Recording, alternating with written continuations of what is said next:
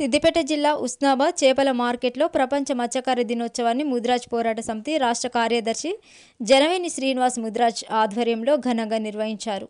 చేపల విక్రయదారులను సన్మానించి మిఠాయిలు తినిపించి వారికి శుభాకాంక్షలు తెలియజేశారు. ఈ సందర్భంగా ముద్రాజ్ పోరాట సమితి నాయకులు మాట్లాడుతూ మత్స్యకారుల అభివృద్ధి కోసం 1954 నవంబర్ 21వ తేదీన కొంతమంది మేధావులు మగ ఆడ చేపలను ఒక తొట్టిలో వేయడం జరిగిందన్నారు. వాటి సంపర్కంలో అనేక చేప పిల్లలు పుట్టడంతో ఆ రోజు నుండి నవంబర్ 21వ తేదీన ప్రపంచ మత్స్యకారుల దినోత్సవం జరుపుకోవడం జరుగుతుందన్నారు.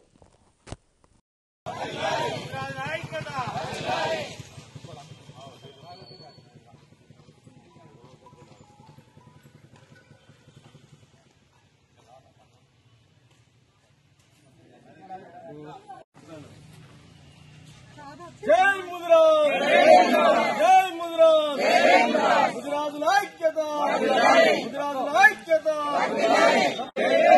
జై ముద్రాజ్, ముద్రాజుల ఐక్యత, ముద్రాజుల ఐక్యత.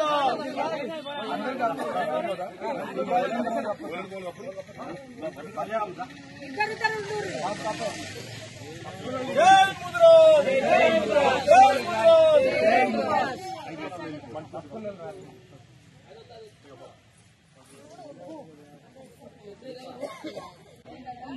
ఈరోజు నవంబర్ 21 ప్రపంచ మత్స్య కార్మికుల దినోత్సవం సందర్భంగా ఉస్నాబాద్ పట్టణంలోని స్థానిక చేపల మార్కెట్ వద్ద ఈరోజు మత్స్యకారుల దినోత్సవాన్ని విజయవంతంగా జరుపుకోవడం జరిగింది.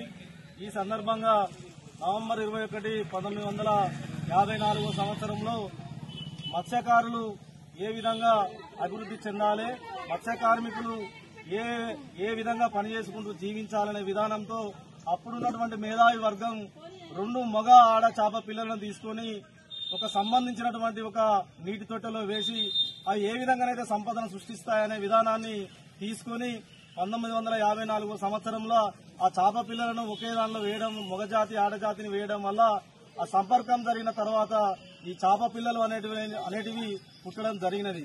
అందుకే నవంబర్ 21వ తేదీన ప్రపంచ మత్స్య కార్మికుల దినోత్సవం జరుపుకోవడం జరుగుతూ ఉంది.